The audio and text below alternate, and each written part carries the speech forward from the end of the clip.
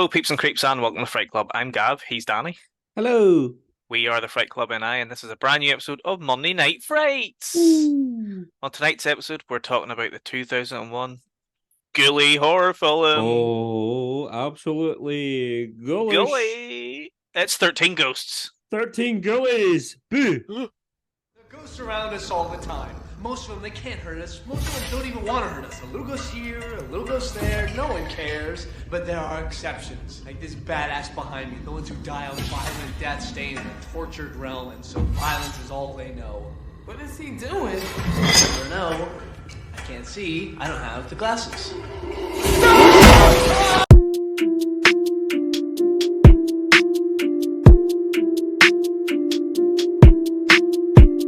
And we're back with episode 7.8 of Monday Night Frights. Tonight we're talking about 13 Ghosts. Danny. Loads of ghoulies. We love the ghoulies. 13 whole. In fact, is there not 14 ghoulies? Is there not basically by the time. Technically, there's more, yeah. There's like 14 ghoulies at least. If you count They should. But the thing the is, main right? ghoulie. Let's talk about. First of all, let's just talk about the title of this film.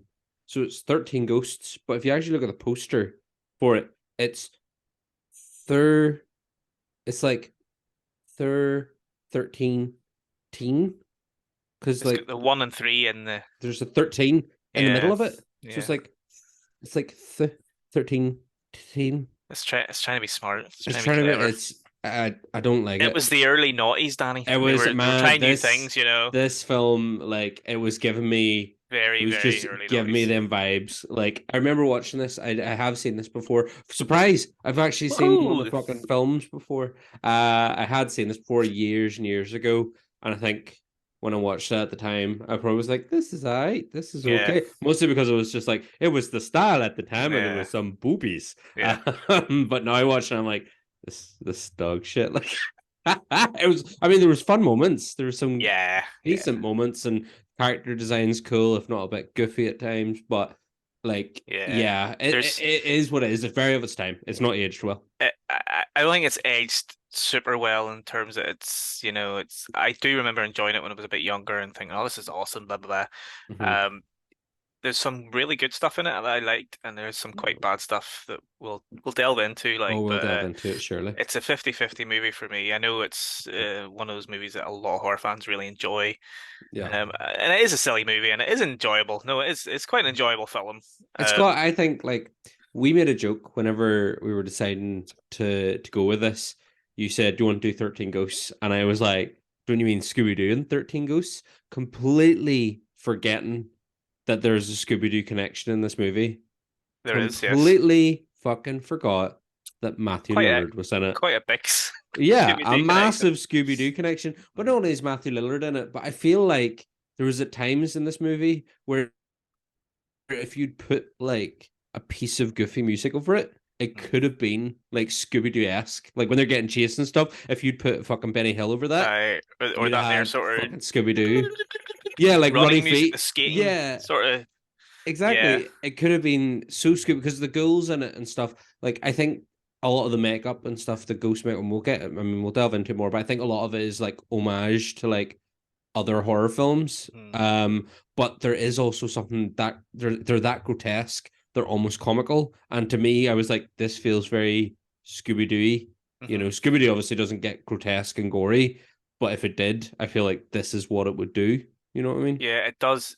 It goes over the top a little bit at times in different areas of the film. You know, the acting is the main area where it goes over the top.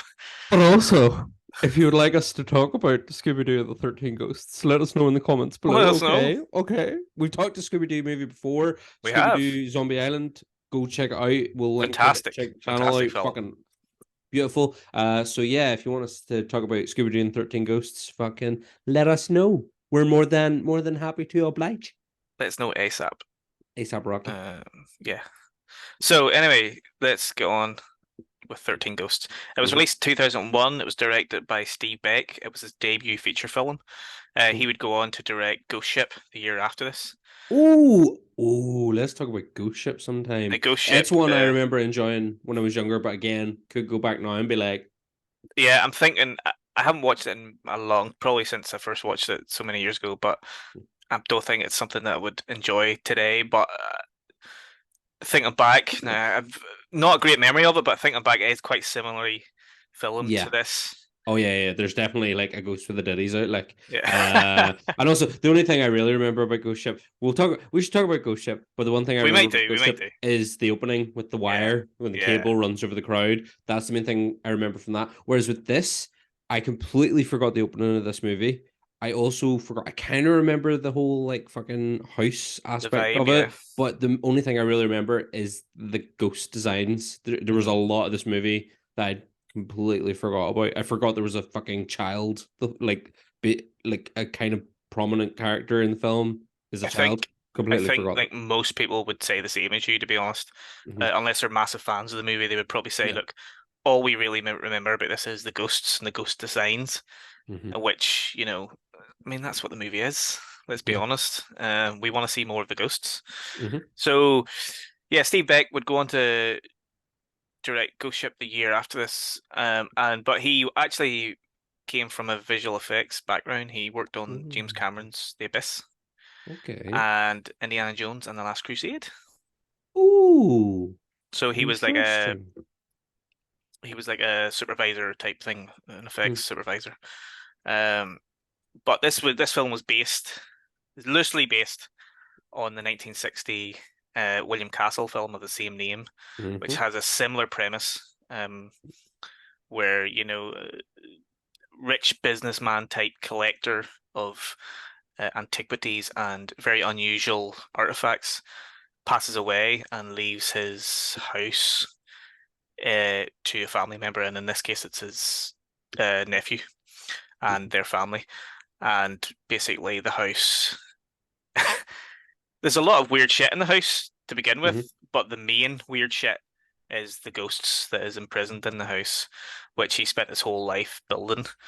And you realize as the film progresses, you realize it's not just a prison for these ghosts. It's something that he has devised, a plan that he's devised, and he's got some sinister things going on there which don't work out in the end, obviously. But a very, very cool premise. Like Yeah, I think the story and the premise is I fucking think spot like on. I think if somebody, yeah, I think if they were to turn around now, like Blumhouse or somebody turn around and was like, "We're gonna do a 13 Ghosts," I don't think I'd be mad about it. I'd be like, "Okay, I'm interested to see what you do with that Mm, narrative. I'm interested to see how you take and run with it." What I think I liked about this, am I right in thinking, right? The original 13 Ghosts came out in 3D. There was a 3D element to it, when you and say the that's original, you mean the like, I mean, 1960 one? yeah. Am I right in thinking there was something like there was something of a 3D element to that? I'm Like, I'm unsure now. I know because is the 3D was a glass gimmick around that time. because is the glasses thing in this not a play on the glasses gimmick from the original? I think is that not meant to be a nod? You know the way Could they can be. only see the glasses if they can only see the ghosts if they put on the fucking glasses with the LED lights Hmm. on the side of them.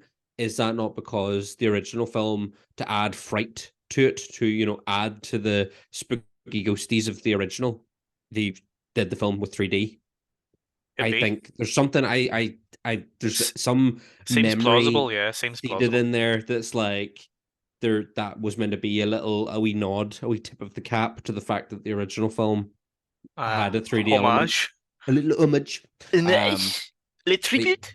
yeah, and that's why in the 2001 one, the characters wear glasses in order to Uh, see the ghosts, to see the spirits. yeah, because I kept thinking, oh, this guy just loves They Live. I Mm. was like, okay, so they're sort of doing maybe the whole sort of John Carpenter They Live gimmick. Mm. I do know that, William Castle is famed. Is he also made House on Haunted Hill as well back in 1959, starring Vincent Price, which is fucking Mhm. fantastic. And obviously it was remade as well, so it was released in 1999, Yeah. and there's a lot of similarities between the plots and how these films play Mhm. out. So Castle was sort of known as a bit of a gimmicky director. He'd sort of make gimmicky horror films. So you could be right there, It Dan. was, yeah, it is Was it 3D? actually. Yeah. So, um, There you go. let me see. In theaters, most scenes were in black and white, but scenes involving ghosts were shown in a process dubbed illusiono. The filmed elements of the actors and the sets, everything except the ghosts, had a blue filter applied to the footage, while the ghost elements had a red filter and were superimposed over the frame. Audiences received viewing glasses with red and blue cellophane filters, unlike the early 3D glasses having one red and one other cyan or blue. The illusional device required viewers to look through a single color with both eyes. Looking through the red filter intensified the images of the ghosts, while the blue filter removed them. So it wasn't even 3D as we kind of know it. It's actually more like you got one image. You watch you could watch the movie in one way, or you could watch the movie in another way to expose the ghost. Very good. And that's why really I knew there was something to do with the glasses. In order to see the ghosts, you got to put the glasses on, and that's why I think the 2001 one was paying a little bit of an homage. By having the characters have to put glasses on in order to see the ghosts. Boom! Good. I knew a thing. Danny's done some research. I didn't even do research. It's just there was like I just remember hearing that when I was younger and being like, that's wild interesting. And it's been seeded in there ever since. And then rewatching. That's actually a class idea. I'm like, yeah, that's a very clever idea. Illusional, like in 1960. Awesome. Do some fucking illusional guys. We need some fucking cinema with illusional again. So the film stars Matthew Lillard, as you said, who's obviously famous from his Scooby-Doo and, of course, Scream. Yep. Also stars Shannon Elizabeth from American Pie. Yep. Which, again, completely forgot until she, like, appeared. That scene at the start where they're, like, happy families and they're running around the garden. I was like, oh, it's your doll.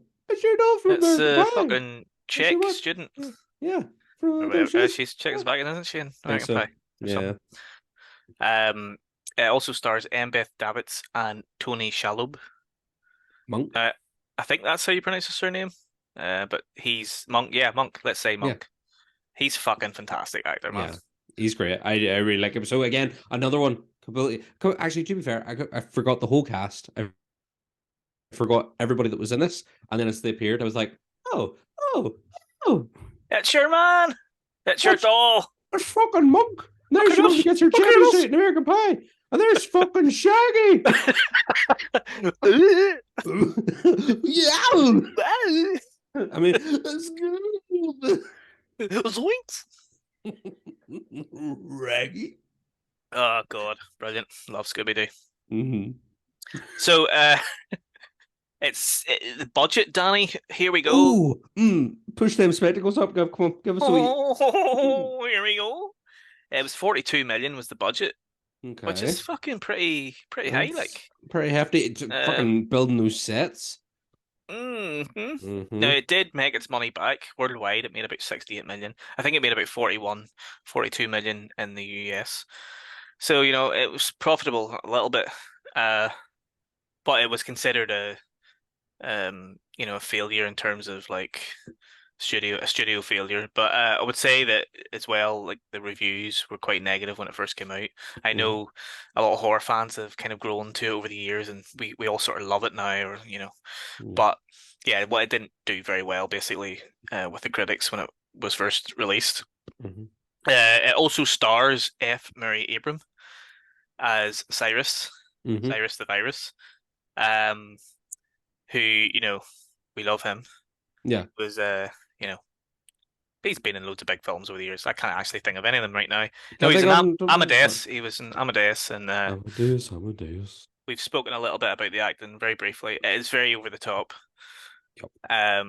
Particularly F. Murray Abrams scenes with Matthew Lillard in the opening scene, which is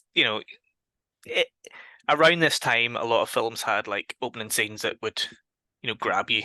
Would be very over the top, and it was kind of, I suppose it was something that studios wanted. They were like, you have to have the opening scene, it has to grab you, has to pull you straight in. And that could have been something that happened because of the effect of Scream, which is one of the most iconic opening scenes in horror history. But very over the top acting. But he's a fantastic actor. He's brilliant. I actually did look up. He was in like fucking Grand Budapest Hotel. He's been in loads, He's in Scarface, White Lotus, Moon Knight, like Scarface, just to name some of his most recent stuff, and obviously Scarface was great. But yeah, the opening like I said, I completely forgot how this film opened. So whenever it like opened with like the rows and rows of cars, I was like, are we watching some fucking is this Nightmare on Elm Nightmare on Street? Elm Street or something. Yeah, Yeah. I was like, okay. And then like all the vans pull up and they're like wearing fucking see-through rain max and they pull out these devices, random fucking McGubbin devices, but with a Mr. Bones fucking bobblehead on it. So you're like, oh, spooky skeleton bobblehead. It's gotta be ghost people. Hmm. And then yeah, they're just like, yeah, Matthew Lillard's having fucking seizures, and you're just like, what? Like, if you didn't know the film's called 13 Ghosts, and you went into this completely blind to it, you'd be like, what's happening? What is What's this? going on? Yeah. And then it just sounds like they're searching for a serial killer until they're like, he only killed 9 when he was alive. He's added a few more since then. I was like, aye. Here we go. Here we go. Go. Yep. Get the popcorn out. But yeah, it's a bit wild, and then obviously the ghost appears and starts fucking throwing people around. They start putting on their fucking little ghost seeing glasses, and you see this big fucking tank of a fucking ghost man The with Juggernaut. big gory cut up face, and he's wearing like a boiler suit or something. Like I couldn't tell, was it like an inmate uniform? Was it like just a like car workman's boiler suit? I wasn't Yeah, it kind of really looks sure. like a workman's Uh, uniform. Yeah, you know what? All the ghosties in this movie, all the ghosties had a blue hue. They were all very blue. Wee, Wee blue ghosties. wee, Blue ghosties. Yeah. wee. So I was, but I was just like, okay, we're setting the tone from here, but all the fucking cars falling and shit. And then, of course, Cyrus gets fucking decapitated. Yeah. Gets Well, he fucking gets throat not fully It's not fully decapitated. decapitated, but yeah, his throat's slit. And Matthew Lillard's like, ooh, and then the wee ghost lady that tried to like stop them, her partner's dead, and you're just like, oh, okay. So, but again, it's one of those things. It all happens so like quickly, and they're trying to establish, these are kind of the bad guys trying to trap the ghosts, but these are the good guys trying to stop them. But then it all just happens that quickly. You're like, I don't Yeah. actually really care about any of these people. And then we cut to a happily family setting, which is like, okay. Mm-hmm. And again, it's taken, but that it's kind of weird because it like, so we get the opening in the car junkyard and all that fucking mad shit. And they're like, get the box. And they get the fucking glass box with all the Latin writing on it and shit. And it's just like, okay. But then it cuts to the happy family stuff.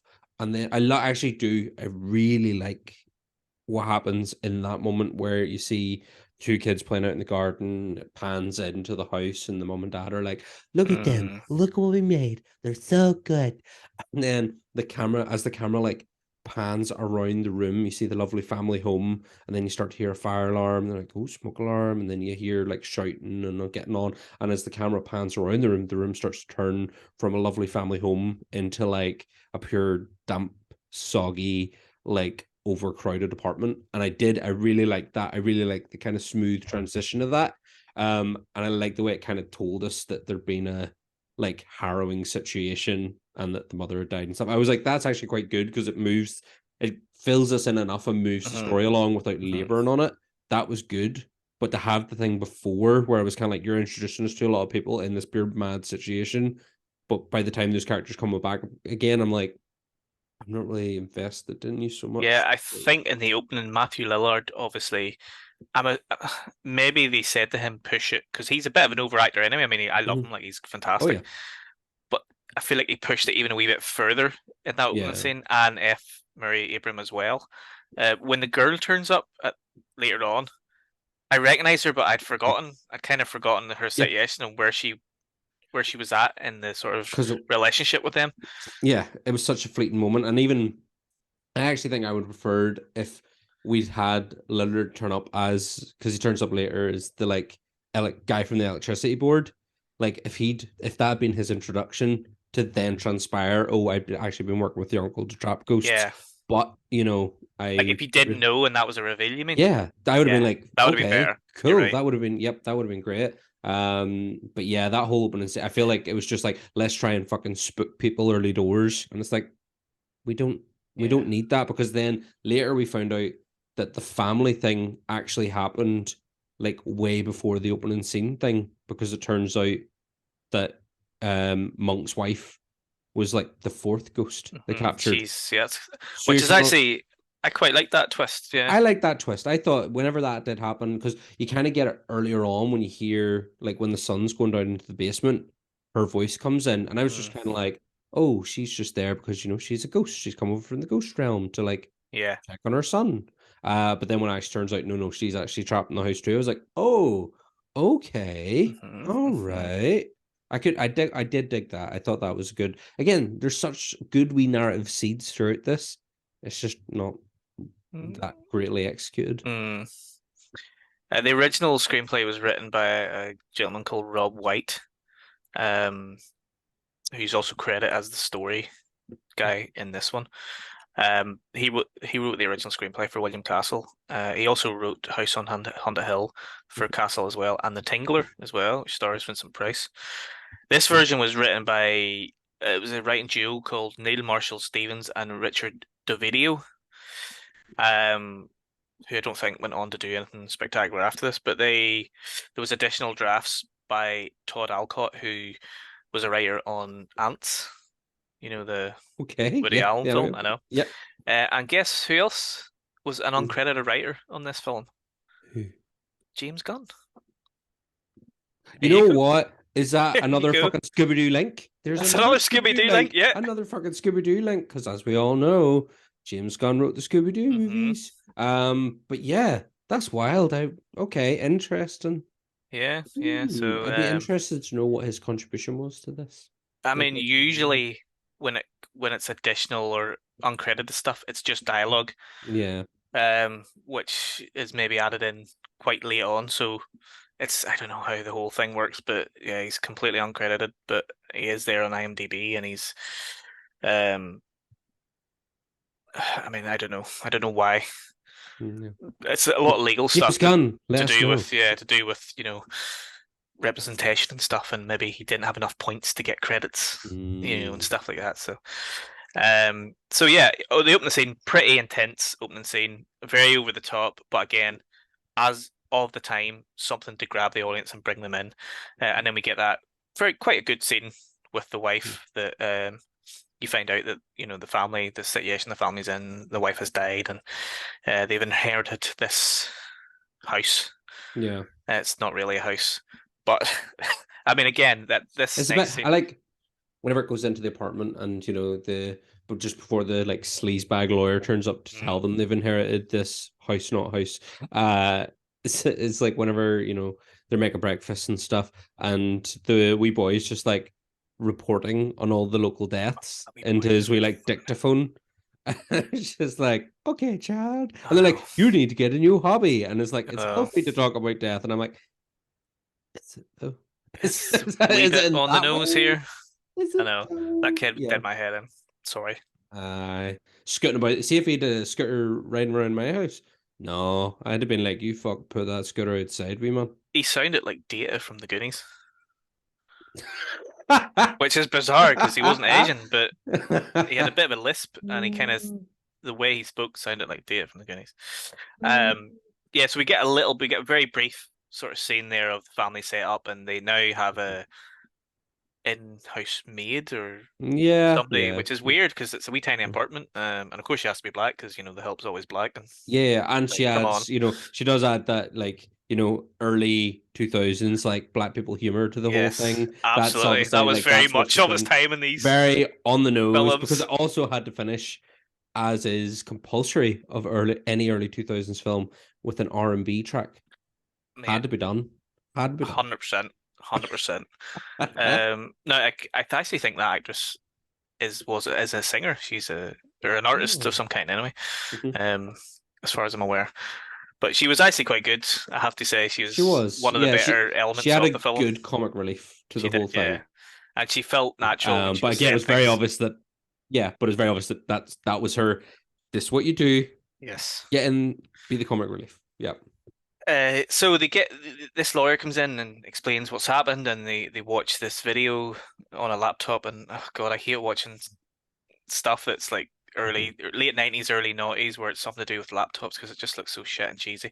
But anyway, they find out that we see Cyrus again, and he's left this video message. He's left in the house, blah blah blah. they then go on the journey to the house. It's not really a house at all. They get there and suddenly they think, "Oh my God, this is amazing!" But like it's fucking horrendous. It's just a load of fucking windows. It's just a load of windows. There'd be no privacy. It's all glass windows with Latin writing inscribed on it. Place is lit up like Ballylumford. Oh Jesus! Fucking lit up like Ballylumford, Jesus Christ. It's not shaped like a house. It doesn't resemble any sort of living building, that you could live in. It's even when we go inside, it's just full of corridors and the rooms. The rooms are essentially cells with glass windows, is what we're about to see here. And the house itself isn't really a house; it's a prison. I think for all these special things that this man has collected over the years, but it reminded me a lot of the Lament configuration from Hellraiser, which is the little box. It's called the Lament configuration. It's actually funny. Una did say to me, she was like, "Is Pinhead going to appear in this movie?" And I was like, "No, Pinhead's completely different franchise altogether." And she was like, "Oh no, but you're sure it's not because of the whole puzzle thing?" And I was like, "Oh no," I was like, I get that, but no, it's not. It's just a bigger version of that. You know what I kind of got, and it's not, obviously it didn't come out till much later than this, but Cabin in the Woods, the glass boxes with the ghoulies and ghosties and beasties in. Absolutely, I was getting that with the. So that's where I was going to go with this, was that the film. I think the film visually did have an effect on films that came after it, because I do think Cabin in the Woods potentially looked at, whenever they were creating that film and creating the aesthetics for it and the visuals for it, they probably looked at this and went sort of similar to that, they'll all be in kind of cubes and they would move about in different configurations and then they would reveal themselves. So you do get that in that film. And as well, going back to the Hellraiser thing, the most recent Hellraiser that was released last year, there's a house in that kind of is kind of like the Lament configuration, where things happen inside the house and it moves, and certain triggers make things happen. So I feel like maybe they looked at this as well and kind of took an influence from this. But yeah, I was just thinking, like, this house could be what inside that box looks like. Yeah. But yeah, there was definitely some influence from Hellraiser as well. And even if you look at the ghosts in it, there's a couple of ghosts that are. Well, I think you can get. Yeah. There's the Pinhead one, the hammer with the hammer, the nails, the massive all the fucking nails, big fucking bolts in the head. Yeah, and then there's one of the jackal as well. It's got the head in a cage. Yeah. Could, with a wee bit of work, could be looked upon as being like a Cenobite type. I think there's some of the design as well was maybe influenced by Evil Dead. There's like an older woman character in this that was giving me, like, whenever they first push open the floor, the like hatch in Evil Dead and look out and the face is all like wrinkled and kind of shriveled looking. I was like, that's Evil Dead. That's very Evil Dead looking. Yeah. I can't remember the character's name, but we'll get to it. But yeah, so that I just kept thinking of the Lament configuration throughout this whole film, and that this could be some sort of weird Hellraiser spin-off type thing. But I will say, as much as I didn't like the house, I one thing that I just thought was bizarre was how besotted they were with this house. They were all like, particularly Shannon Elizabeth's character was just like, "Well, this is amazing. Look at this.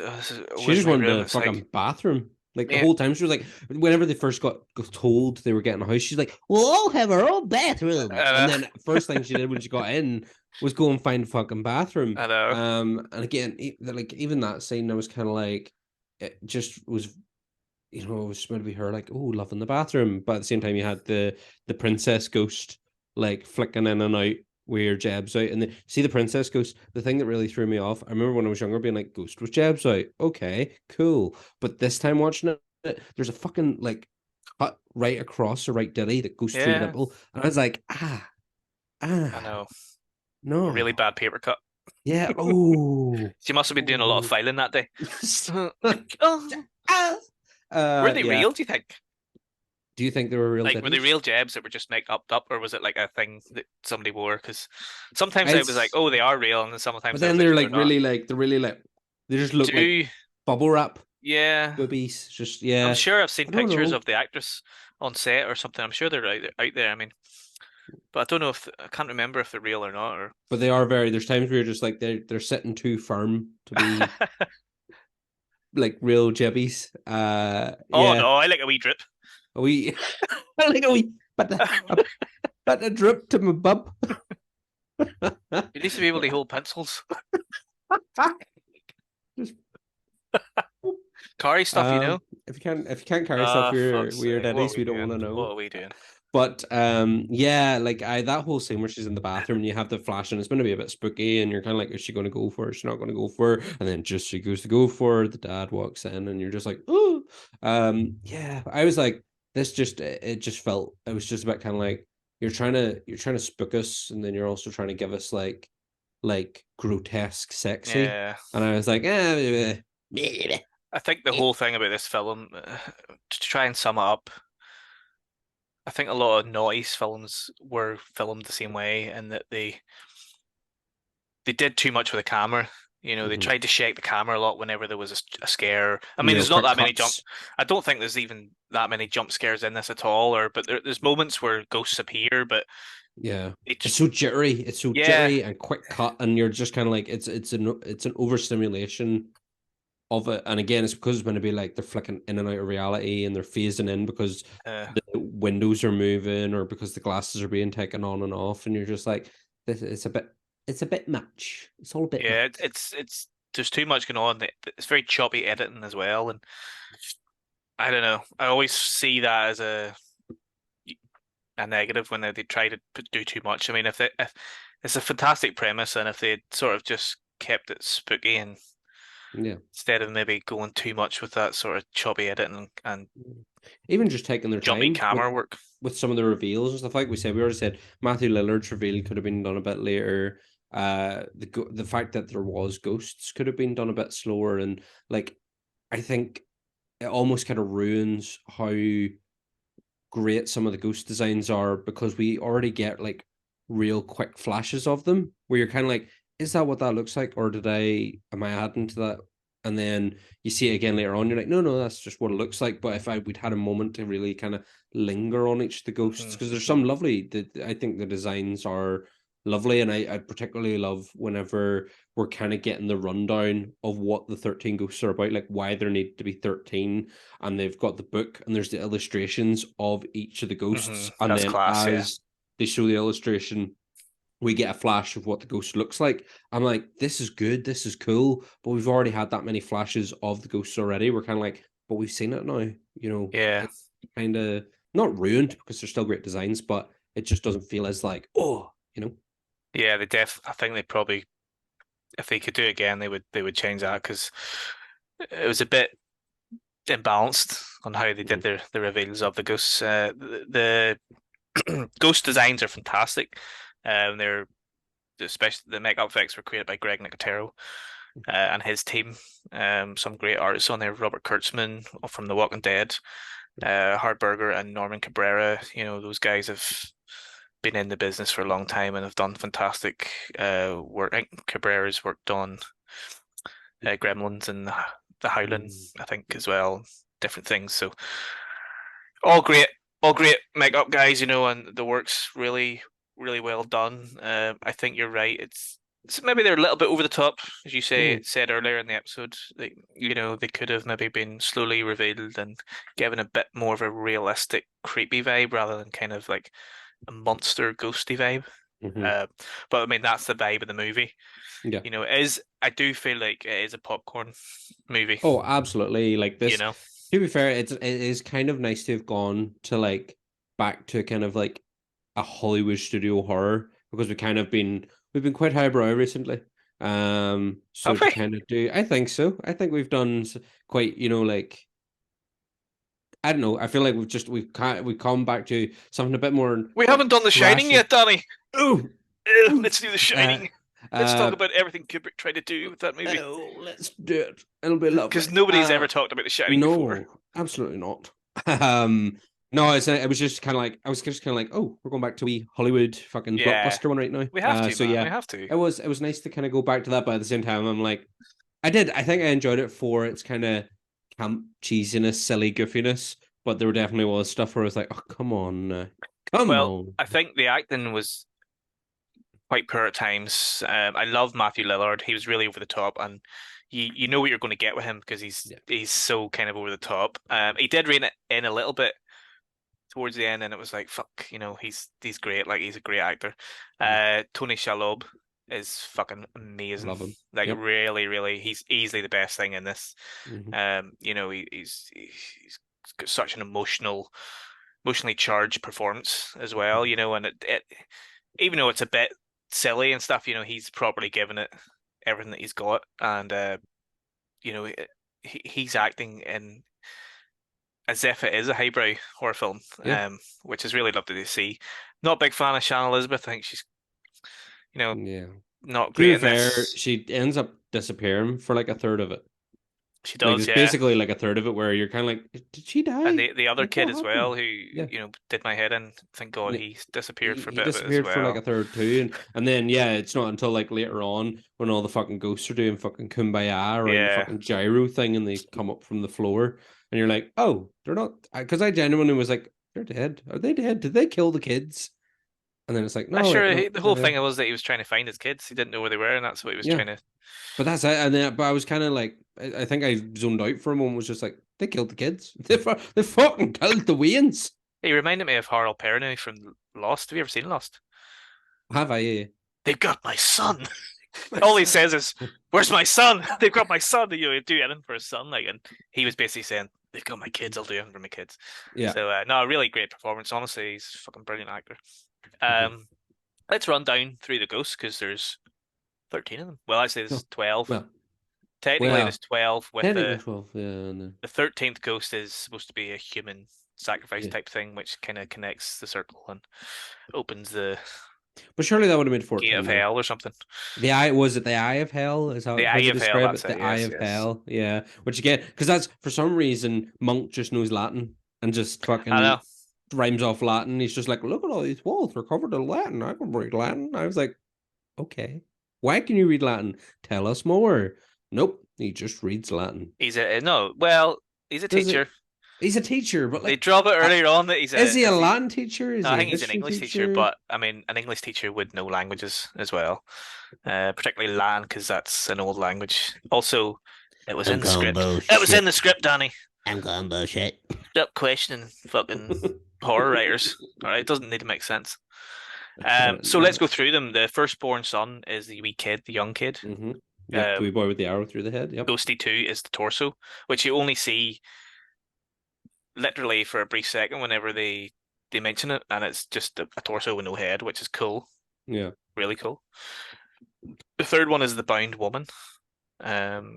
Sort of, I think she had something wrapped around her neck. Is that right? Was she not like hanging? Aye. The fourth one is the withered lover, who turns out to be Arthur's dead wife. Mm-hmm. Can't remember her name, but yeah, she died. Half of her face is burnt off, so she died in a house fire. The fourth one is the torn prince, which is the young guy who's again, he's got kind of half his He's face, kind of is like car crash victim yeah, or something. Yeah. ripped off. His body is kind of hanging as well, so he's had a bad accident. Number 6 is Angry Princess, which is Jebby's one. Boobies. Cut up booby lady. Yeah. She's got kind of slices all over her body. And she has a Scars. knife. She got She's a got knife. I know. She'll She's get got you with black a eyes. knife. She's got dark eyes. The devil's eyes. Number 7 is the Pilgrimess, which is the old lady Yep. who looks like the Shemp from Evil Dead. Evil Dead. Yep. Mm-hmm. Number 8 is the Great Child, and 9 is the Dire Mother. So they're like a combo. Yeah, they're a which combo. they were the spookiest. Yeah, they were kind freaky of dicky. the Because child he's like, was like covered in book as well, which I he's was a like, big dude. he's big, massive dude in a nappy, covered in book with like a wee tuft of hair, and then the man's like a wee woman, A wee short who's just, woman, like, yeah, constantly feeding him. Yeah. Baby food. They were pure gross. They were like Yeah. the yuckiest of the And ghouls. then the next couple, number 10 is the Hammer, which is the dude with all the big nails and bolts in his face. Yeah, and he's got a big fucking hammer for a hand. Right, funny, He's funny just got that a big he hammer does. hand. Yeah. Number 11 is the jackal.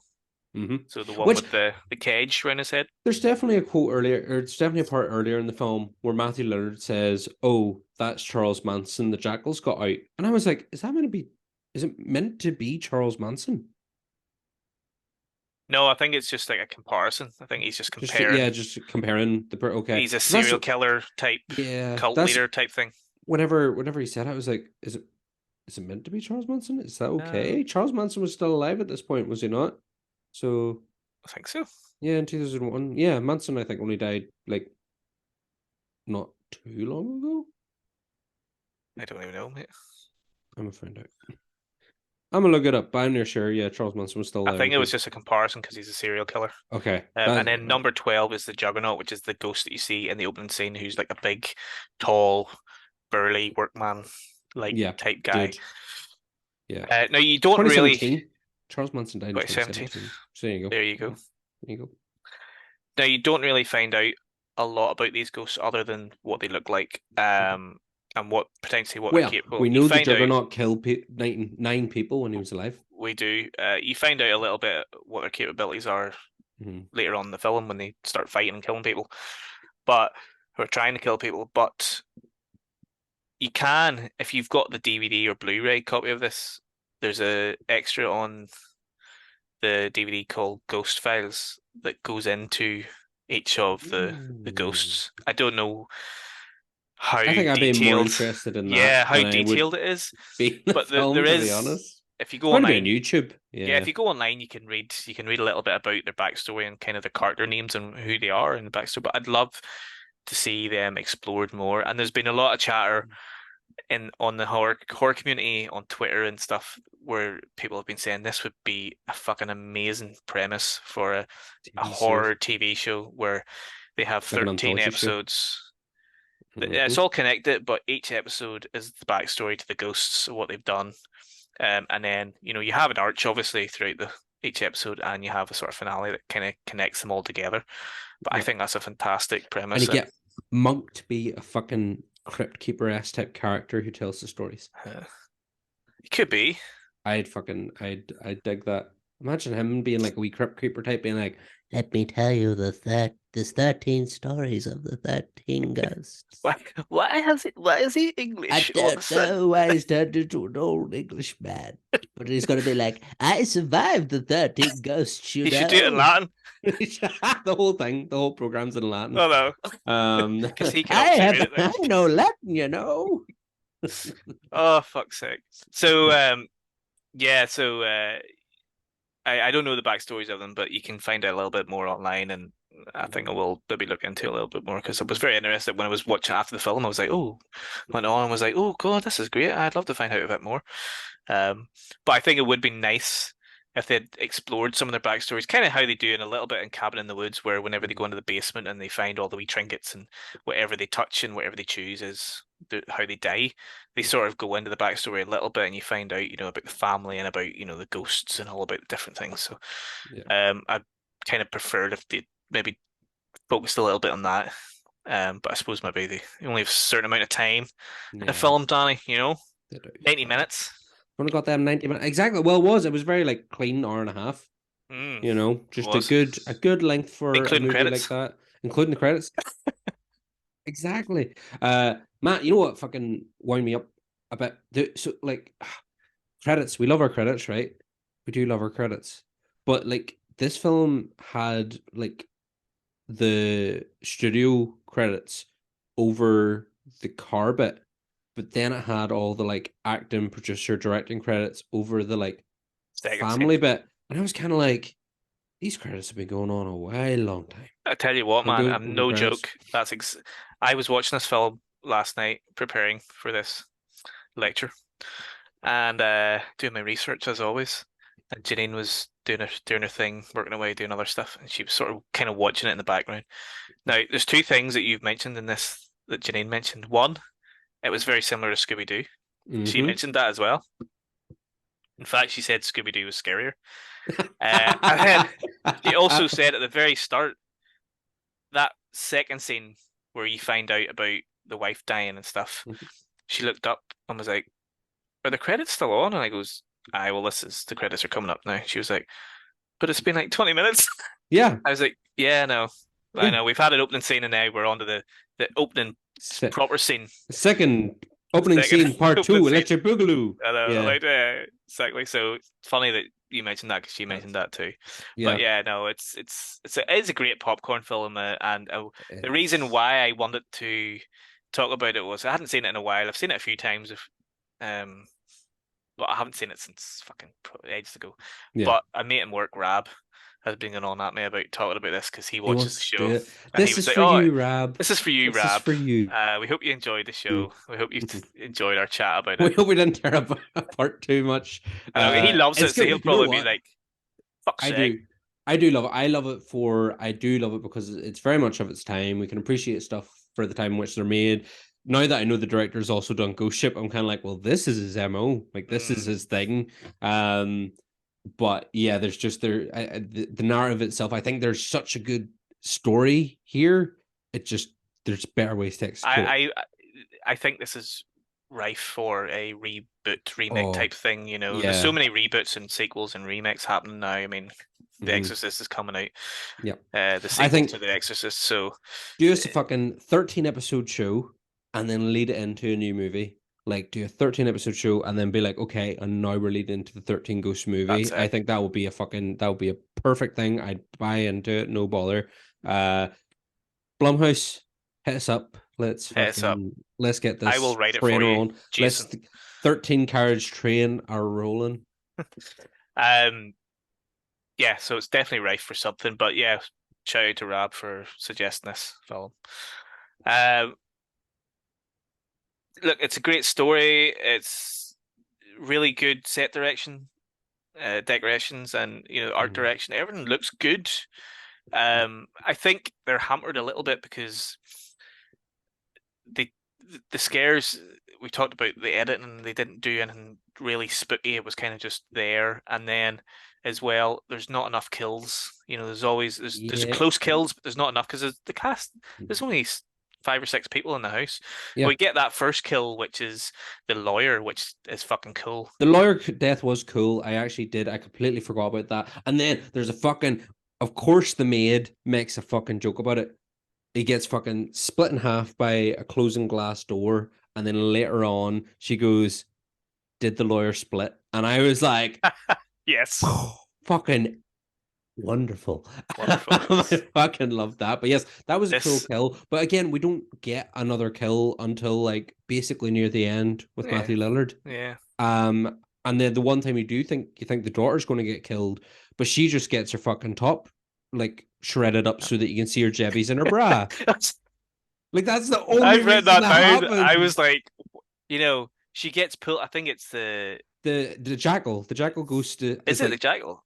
I'm pretty sure is it not the jackal? Like, it is. Has her like hovering up in the air and is like shredding at her, and she kind of gets her face gets a wee bit cut, and she kind of gets cuts on her arms and her legs and stuff.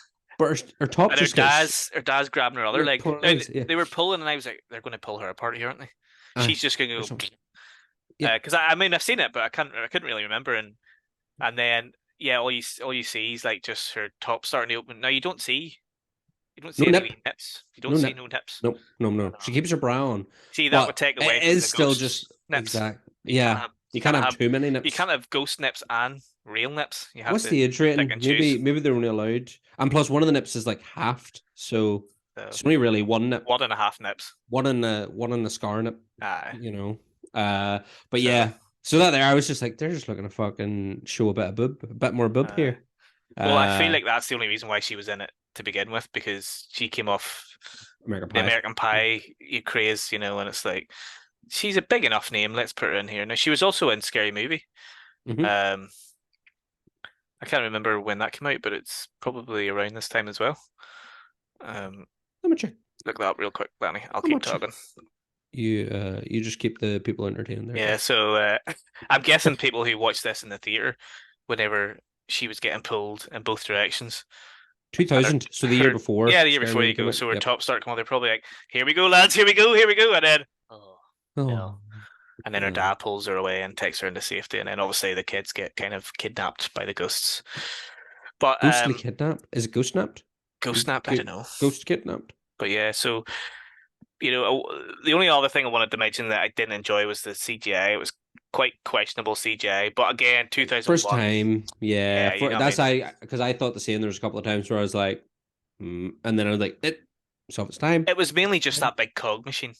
The big cog machine was no.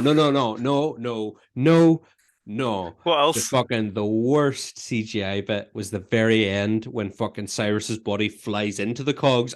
His fucking body parts are just like little fucking lumps, pixels, little like flesh pixel lumps that just fly off in all directions. Yeah. I was like, "Fuck me." That was. But again, I tried to be like, it's 2001. They didn't know how to do anatomy on the computer. They're paying Greg Nicotero and fucking Cabrera and all these boys to do up these cool monsters. They could have fucking just fucked a dummy model at it. And all the set designers to make all these cool fucking corridors and stuff, man. They had no money in the end. They were like, yeah, no, it's true. Some guy can just throw that together, generate it, and fucking paint or something. Hope for the best. Yeah. But yeah, that you know what I liked. The bit where I can't remember the main character's name, and it's annoying because I actually did really like her. But her and the wee boy walk into one of the rooms, and there's like a glass. There's a glass to Tolf full of toys, but it's clearly just like the McFarlane horror line that was out at the time. I was just like, they're just the McFarlane fucking horror toys, like having it. Like they're not even out. There's like a wind up fucking metal car, and a couple other wee vintagey looking toys, and then just a load of McFarlane horror toys. I was like, that's a product placement if ever I did see one. Mm-hmm. But it was the start at the time. Mm-hmm. And they're not the kind of thing that Cyrus would have been collecting, I would imagine.